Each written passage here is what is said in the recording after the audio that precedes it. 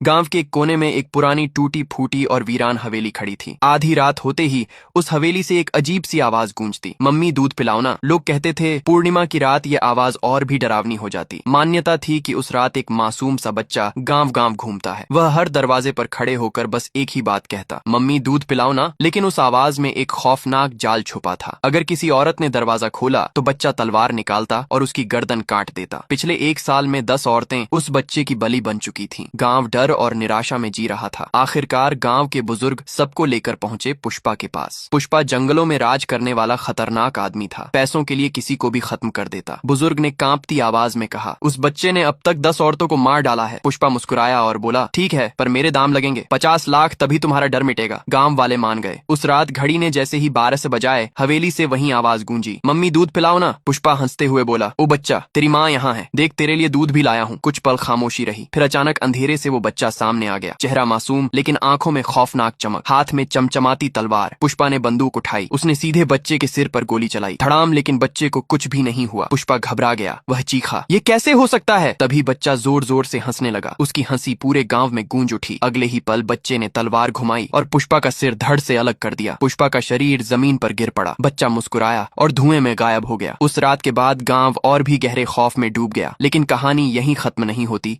क्योंकि जल्द ही राय बाबा आएंगे और वही बताएंगे कि उस बच्चे की मौत और उसकी आत्मा के पीछे आखिर कौन सा काला सच छुपा।